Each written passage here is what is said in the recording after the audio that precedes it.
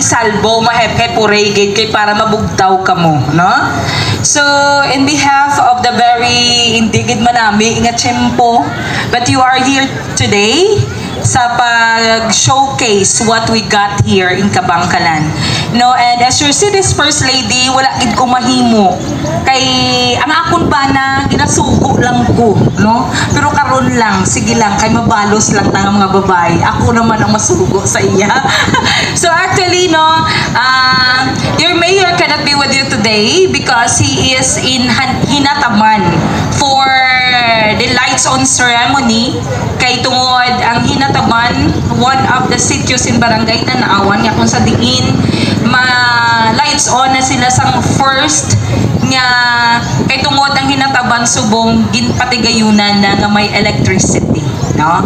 So, on behalf of your city mayor, I am your Ma'am Divine Miranda and your city's first lady, and I'm very honored and proud to welcome everyone, especially our local producers, to this kadiwa ng Pangulo. Actually, though hindi ko well-equipped or well knowledgeable enough for this program, but as I have seen on our grounds, I have seen agriculture products that are very, very essential to our everyday living. And your mayor will always be in support to the city agriculture and to the following. To Dr. Ray Embajador, the Regional Technical Director, Department of Agriculture, NIR. Sir, good morning. To Dr.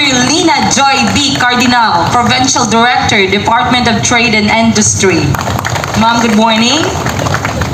Dr. Carmila Abilior, the Provincial Director, Department of Labor and Employment. Dr. Arwin O. Razo, Regional Director, Department of Social Welfare and Development. Mrs. Benilda T. Fidel, the General Manager, National Food Authority. And our very own Mr. Ricky Moscosa, our City Agriculture Office. Sir Ricky? No? So I have seen the efforts of Sir Ricky. Kay tungod, nakita ko gid how he performs his duties nga kung sa diin ang agriculture is one of the sector of our society that must be given equally importance. Kay tungod amuni ang agriculture ang nagabutang sang pagkaon sa every lamesa sang every Kabangkalanon. And it is also rooted sa number 1 nga 12-point agenda ni Mayor Benji Miranda, that is the food security.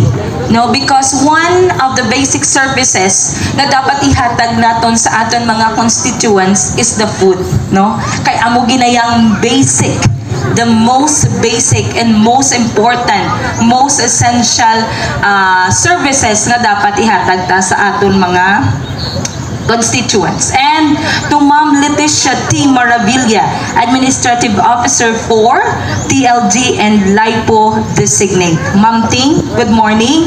So to everyone, I welcome you all to this program, and may you enjoy what we got in Kabangkalan. So, as always, aim higher Kabangkalan, and God bless everyone.